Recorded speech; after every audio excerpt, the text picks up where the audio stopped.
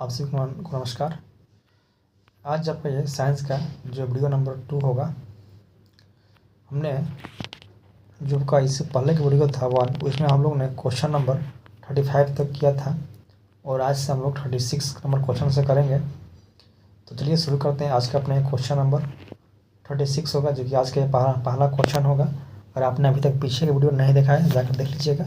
इसमें हम लोग ने 1 से लेकर 35 तक क्वेश्चन को कराया है।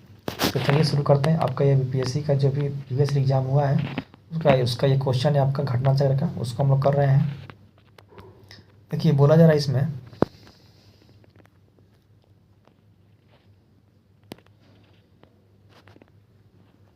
इसमें आपका बोला गया है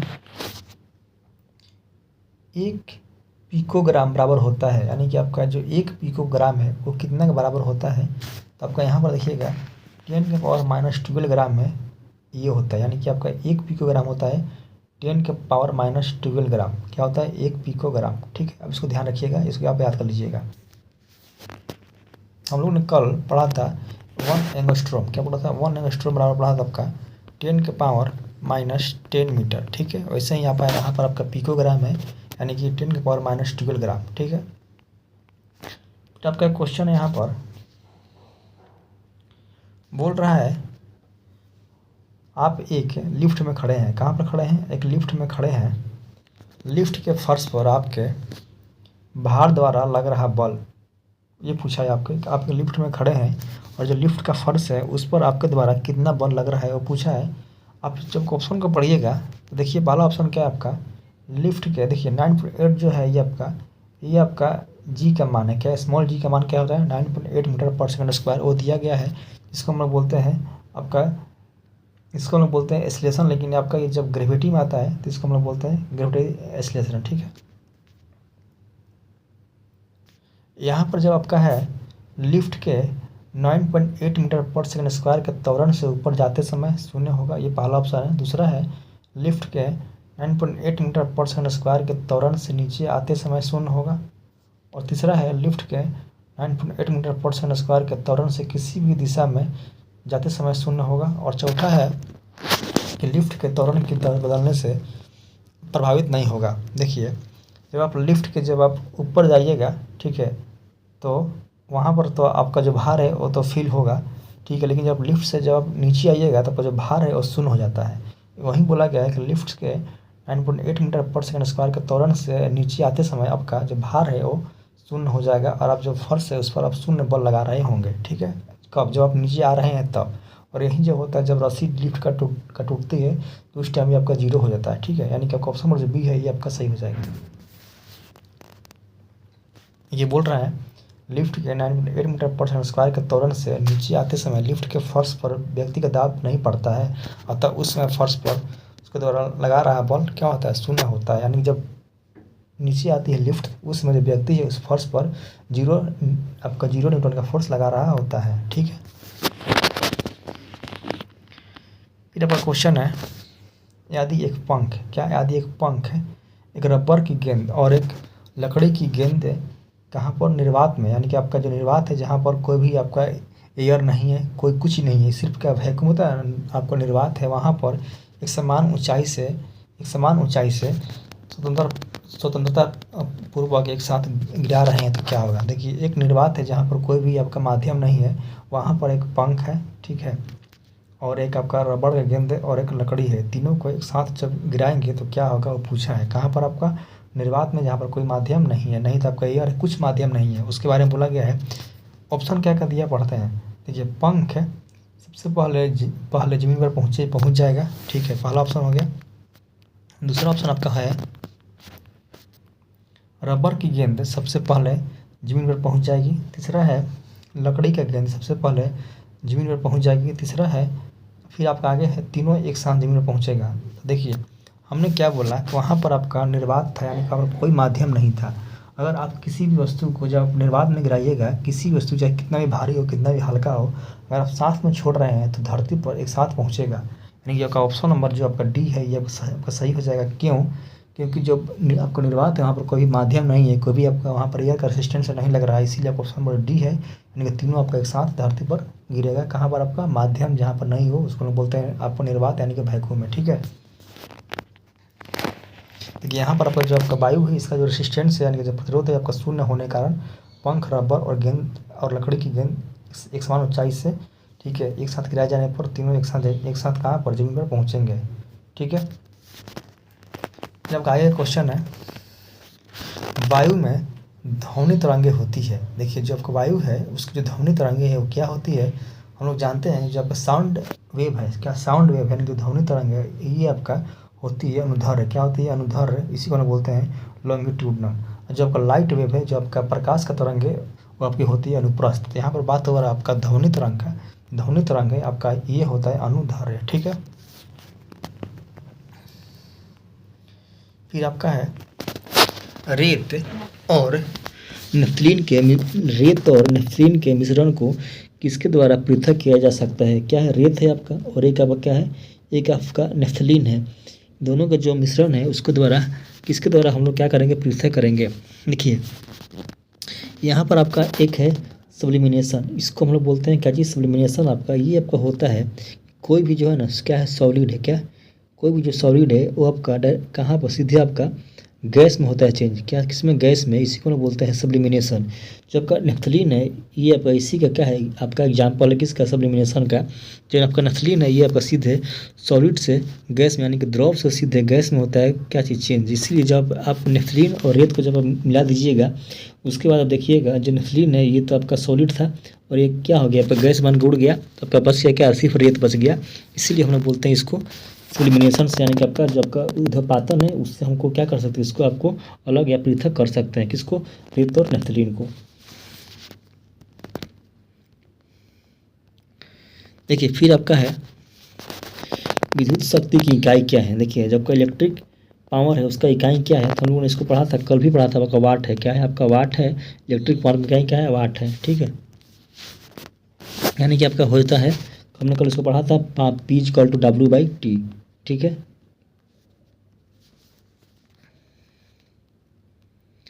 देखिए यही था फार्मूला, इसको हम लोगों ने कल पढ़ लिया था। देखिए फिर आपका अगला क्वेश्चन है, निम्नलिखित में से कौन सा सही सुमेलित नहीं है? इनमें से कौन सा जो है गलत है आपका पूछा है। देखिए पहला आपका है वोल्ट मीटर। क्या है? वोल्ट मीटर से हम लोग किसको नापते हैं? विभवांतर की। ये है। फिर एमीटर से नापते हैं हम लोग विद्युत धारा का। फिर है पोटेंशियोमीटर से हम लोग नापते हैं विद्युत वाहक बल को। फिर है यहाँ पर आपका लिखा हुआ गैल्वेनोमीटर से नापते हैं विद्युत प्रतिरोध को। देखिए आपका यहाँ पर जो है ना वोल्ट मीटर से हम लोग नापते हैं किस विभवांतर को, ये सही है।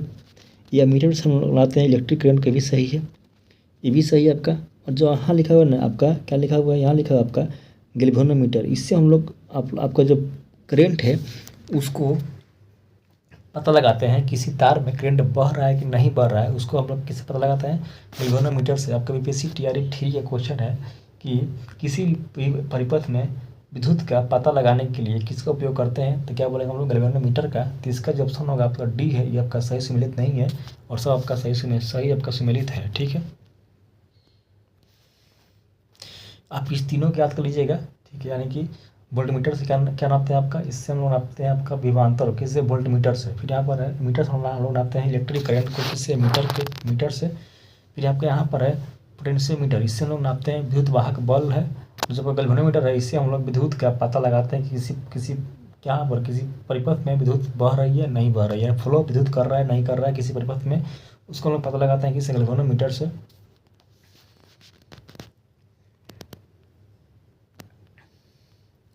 देखिए यहाँ पर आपका है टरबाइन एवं डायनेमो से बिजली प्राप्त करने में किस ऊर्जा को विद्युत ऊर्जा में परिवर्तित करते हैं? यानी कि जब टरबाइन है और डायनेमो है, ठीक है, वहाँ से हम लोग बिजली नहीं प्राप्त करते हैं टरबाइन या डायनेमो से, तो उस टाइम हम लोग किस ऊर्जा को, हम लोग पढ़े हैं जो ऊर्जा जो है वो कभी भी नष्ट नहीं होता है, या तो फिर एक चीज़ से किसी में और में क्या होगा? कन्वर्ट होता है। तो वही बात है कि जब आप टरबाइन और डायनेमो से बिजली प्राप्त करते हैं तो जो बिजली है वो कैसे बनती है, किससे प्राप्त होती है? देखिए जो बिजली है आपका वहाँ पर आपका लगता है होता है आपका मैकेनिकल एनर्जी। क्या होता है? इसी को हम लोग बोलते हैं मैकेनिकल एनर्जी, और ये होता है आपका कन्वर्ट किसमें? विद्युत ऊर्जा में। कब? जब टरबाइन और डायनेमो क्या करेंगे? घुमाते हैं हम लोग, तो यहाँ पर जो आपका मैकेनिकल एनर्जी है वो कहाँ आते कन्वर्ट, विद्युत ऊर्जा में। ठीक है, आप देखते होंगे कि जो बड़ा बड़ा डैम होता है वहाँ से हम लोग का बिजली मिलता है, तो वहाँ पर जो है ना यही काम करता है, कौन, टरबाइन। तो वहाँ पर आपका मैकेनिकल एनर्जी को हम लोग कन्वर्ट किस में, विद्युत ऊर्जा में। ठीक है,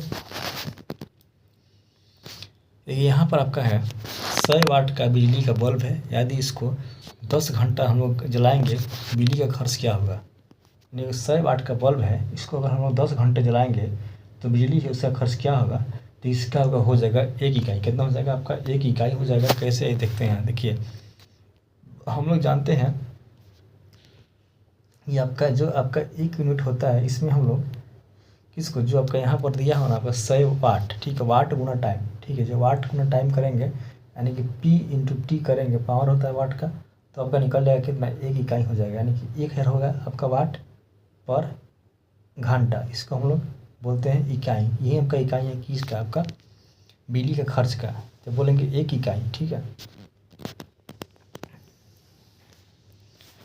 फिर आप यहाँ बोल रहे हैं 2 समांतर प्रतिरोध वाले सर्किट का कुल प्रतिरोध आपका 1.403 किलो ओम है। कितना है, 1.403 किलो आपका ओम है, किसका प्रतिरोध है, किसका, 2 समांतर प्रतिरोध वाले सर्किट का कुल प्रतिरोध है। ठीक है, याद रखिएगा। उसके बाद बोला है यदि एक प्रतिरोध का मान 2.0 किलो आपका ओम है, तो जो बोला है आपका दूसरा प्रतिरोध का मान क्या होगा। अब देखिए एक प्रतिरोध का जो मान है वो 2 किलो ओम है। ठीक है, और दोनों को आपको मिलाकर 1.403 प्रतिरोध है, और दोनों जो है समांतर प्रतिरोध है। क्या है, समांतर प्रतिरोध है। देखिए कैसे निकलता है, इसको लोग जानते हैं, फार्मूला आपका पढ़े होंगे, बताते हैं आपको। देखिए हम लोग ने पढ़ा है कि अगर कोई प्रतिरोध है, अगर आपका श्रेणी क्रम में जोड़ा है तो हम लोग उसको R=R1 + R2 करके निकालते हैं। ठीक है, अगर आपका ये दिया है और ये दिया है तो आपका इसको निकाल लेंगे, लेकिन यहाँ पर बोल रहा है आपका समांतर क्रम में, उसके लिए हम लोग 1/R इक्विवेलेंट, ठीक है, बराबर 1/R1 + 1/R2 करेंगे। यहाँ पर हम लोग का ये दिया हुआ है आपका और ये आपका R1 दिया हुआ है, हम लोग R2 निकाल लेंगे ऐसे। इसको जब सोल्व करेंगे, जब सोल्व आप कीजिएगा इसको, तो आपका वहाँ पर आपका आएगा 4.07 किलो ओम। देखिए यहाँ पर सोल्व किया गया है, आप इसको देख लीजिएगा एक बार। ठीक है, फार्मूला आपका यही है जो बताए हैं हम। ठीक है, अब देखिए इसके बाद है एक सामान्य शुष्क सेल में विद्युत अवकलव घटाय होता है। ये सामान्य शुष्क सेल है। ठीक है, यहाँ पर जो आपका विद्युत अपघटाय है वो आपका होता है अमोनियम क्लोराइड में, होता है आपका अमोनियम क्लोराइड में। फिर आपका एक डायनेमो है, और डायनेमो का काम क्या है, तो ये आपका जो है ना यांत्रिक ऊर्जा को, हमने अभी पढ़ा था आपका टर्बाइनो डायनेमो। तो डायनेमो क्या करता है, आपका यांत्रिक ऊर्जा को किस में, विद्युत ऊर्जा में क्या करता है, आपका परिवर्तित करता है। किसको, यांत्रिक ऊर्जा को विद्युत ऊर्जा में, कौन, डायनेमो। ठीक है, तो फिर यहाँ पर है विद्युत मोटर क्या करता है। हम लोग ऊपर पढ़ा आपका डायनेमो, यहाँ पर मोटर है। इसका काम होता है आपका विद्युत ऊर्जा को, किसको, विद्युत ऊर्जा को यांत्रिक ऊर्जा में क्या करता है, बदलता है। देखिए अगर यहाँ पर पूछा विद्युत ऊर्जा को, ध्यान दीजिएगा बात को, विद्युत ऊर्जा को यांत्रिक ऊर्जा में बदलता है, उसको बोलते हैं मोटर। लेकिन अगर पूछते हैं वहीं उल्टा करके कि यांत्रिक ऊर्जा को विद्युत में बदलते हैं, उसको बोलते हैं डायनेमो। ठीक है, याद रखिएगा बात को, बहुत ज़्यादा क्वेश्चन पूछते हैं यहाँ से। फिर है विद्युत धारा निम्न में से किस उपकरण से नापी जाती है, तो ये आपका नापी जाती है किससे, मीटर से। किससे, मीटर से। फिर आपका है विद्युत धारा किस उपकरण से नापी जाती है, फिर वहीं आपका मीटर से। देखिए क्वेश्चन जो है हमको रिपीट करता है, इसलिए आप इसको पढ़ लीजिए। यहाँ से क्वेश्चन आपको एग्जाम में ही पूछा जाता है, देखिएगा तो क्वेश्चन आपको यहीं से पूछा जाता है। फिर क्वेश्चन है प्रकाश में 7 रंग होते हैं। कितने होते हैं, 7 रंग होते हैं। रंगों को अलग अलग करने का तरीका क्या है, तो हम जानते हैं कि प्रिज्म लीजिए और उस पर आप जो आपका व्हाइट लाइट है, एक प्रिज्म पर आप जैसे यहाँ पे सफ़ेद लाइट को पास कीजिएगा तो आपका जो 7 रंग में क्या होता है, टूट जाता है। यानी कि जो प्रिज्म है उसी से हम लोग क्या करते हैं, रंगों को अलग अलग करते हैं। किससे, प्रिज्म से। आपका ऑप्शन नंबर ए जो है सही हो जाएगा, प्रिज्म। यहाँ बोला गया है यदि किसी ऐनक के लेंस की शक्ति कितना है, +2 डायोप्टर है, तो इसकी फोकस दूरी क्या होगा। देखिए हम लोग जानते हैं जो लेंस का पावर है उसको हम लोग नापते हैं किस डायोप्टर में, और यहाँ पर आपका उसका पावर जो है दो डायोप्टर दिया हुआ है जो प्लस में है, यहाँ पर प्लस में है, तो उसका फोकस दूरी क्या होगा आपसे ये पूछा है। तो ये आपका हो जाएगा 50 सेंटीमीटर। क्या हो जाएगा? 50 सेंटीमीटर। ठीक है, हम जानते हैं जब P इक्वल टू होता है आपका 1/f, क्या होता है 1/, सर देखिए आप जब पढ़िएगा इसको तो यहाँ पर आपको दिखेगा F इक्वल टू होता है, F इक्वल टू होता है आपका 1/p। ठीक है, और P क्या आपका, P आपका पावर है। ठीक है, लेकिन यहाँ पर आपका सेंटीमीटर है तो आपका 100 से जैसे ही भागा देंगे तो आपका यहाँ पर पावर कितना है, 2 गुना 50 करेंगे तो आपका आ जाएगा 50 सेंटीमीटर। क्या इसका फोकस, हमसे पूछा था फोकस। ठीक है, ये फार्मूला आपका है F इक्वल टू 1/d, यानी कि F इक्वल टू 1/, लेंस क्षमता क्या होता है पावर, उसको, और P equal to F equal to 1/p। याद रखिएगा इसको। बोला है चुंबकीय सुई किस तरफ संकेत करती है? तो ये करती है आपके उत्तर दिशा की तरफ। किसी भी चीज़ को जब लटकाइएगा तो उत्तर दक्षिण दिशा में क्या होता है, घूमता है, लटकता है, तो वहीं हो जाएगा आपका उत्तर दिशा को। बोला है श्वेत प्रकाश को नली में कैसे पैदा करते हैं?